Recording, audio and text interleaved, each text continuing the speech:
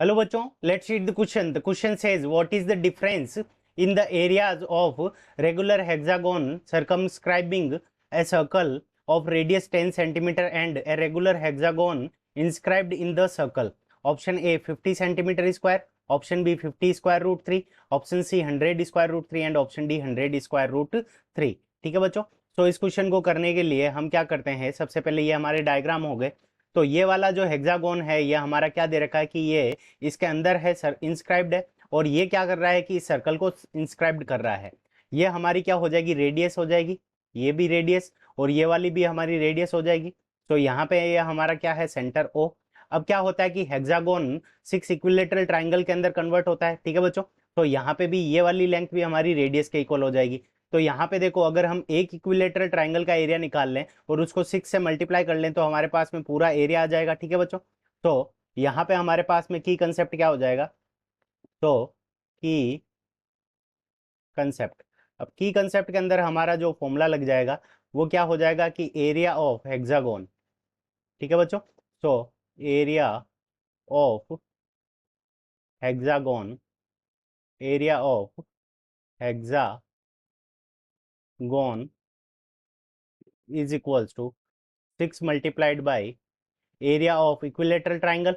अब area of equilateral triangle हमारा कितना होता है, square root 3 divided by 4 multiplied by a square. A यहाँ पे क्या है कि जो हमारा हेक्सागोन है उसकी साइड है, रेगुलर हेक्सागोन है तो सारी साइड क्या होती है, इक्वल होती है, ठीक है बच्चों। तो पहले का अगर हम एरिया देखें तो इसका एरिया हमारा क्या हो जाएगा, अगर इसके एरिया को अगर हम A1 नाम दे दें तो A1 इज इक्वल्स टू, तो A1 इज इक्वल्स टू यहाँ पे 6 multiplied by square root 3 divided by 4 multiplied by, यहाँ पे देखो इसकी जो साइड है वो क्या है, रेडियस के इक्वल है, और रेडियस हमें कितनी गिवन है, 10 गिवन है। सो 10 का स्क्वायर, अब 10 का स्क्वायर हमारा कितना हो जाएगा, 100 हो जाएगा। 100 को हम क्या कर सकते हैं, 4 से कैंसिल कर देंगे तो 25, 25 को 6 से मल्टीप्लाई कर देंगे तो यहाँ से हमारे पास में एरिया कितना आ जाएगा, 150 square root 3, 150 square root 3 centimetre square, ठीक है बच्चों। तो ये हमारे पास में क्या आ जाएगा, A1 की वैल्यू आ गई। अब इसी तरह से हम A2 की वैल्यू निकालेंगे तो ये सर्कल का सेंटर O हो जाएगा हमारे पास में। तो यहाँ से इसको ज्वाइन कर देंगे तो ये हमारी रेडियस के इक्वल होगी, ये वाली साइड भी हमारी क्या हो जाएगी, रेडियस के इक्वल होगी, ठीक है बच्चों। और यहाँ पे इसको ज्वाइन जब कर देंगे तो ये हमारे पास में क्या बन जाएगा, तो सॉरी ये वाली रेडियस के इक्वल होगी हमारे पास में। अब देखो ये वाला जो एंगल बनेगा, ऐसे हमारे पास में यहाँ पे कितने बनेंगे, 6 ट्राइंगल बनेंगे। 6 ट्राइंगल, तो टोटल जो सेंटर पे एंगल बनता है वो 360 बनता है। तो यहाँ पे जो सर्कल के ऊपर जो एंगल बनेगा वो हमारा कितना बन जाएगा, तो सर्कल के ऊपर जो एंगल बनेगा यहाँ पे ये वाला एंगल हमारा क्या बनेगा, 60 डिग्री का एंगल बनेगा, ठीक है बच्चों। अब देखो हम क्या करेंगे कि इसको यहाँ से ज्वाइन कर देंगे। तो अगर ये साइड को, अगर हम पूरी साइड को अगर हम एक्स माने, ठीक है बच्चों, ये अगर ये पूरी साइड अगर हमारी एक्स होगी तो ये यहाँ से यहाँ तक का जो पोर्शन होगा वो हमारा कितना हो जाएगा, x/2 के इक्वल हो जाएगा। तो ये वाली जो साइड होगी उसकी वैल्यू हमारे पास में कितनी आ जाएगी, x डिवाइडेड बाई 2। अब देखो यहाँ पे ये पूरा एंगल 60 डिग्री का बन रहा है तो ये वाला एंगल हमारा कितना बनेगा, 30 डिग्री का बन जाएगा। तो और ये वाली हमारी क्या हो जाएगी, रेडियस के इक्वल हो जाएगी r।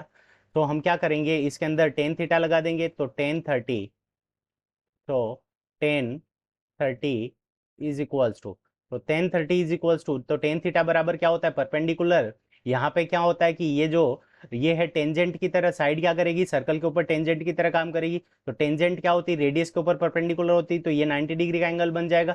तो परपेंडिकुलर डिवाइडेड बाई बेस, तो परपेंडिकुलर की वैल्यू हमारे पास में कितनी है, x/2, और बेस की वैल्यू हमारे पास में कितनी आ जाएगी, r, ठीक है बच्चों। तो यहाँ पे ये वैल्यू आ जाएगी, तो हमारे पास में जो x की वैल्यू आ जाएगी वो कितनी आ जाएगी, 2r divided by square root 3, क्योंकि 1/√3 हमारे पास में वैल्यू होती है किसकी, 1/√3 1030 की वैल्यू होती है। तो x की वैल्यू हमारे पास में कितनी आ गई, 2r divided by square root 3। तो यहाँ से हम क्या निकालेंगे, A2 की वैल्यू निकालेंगे।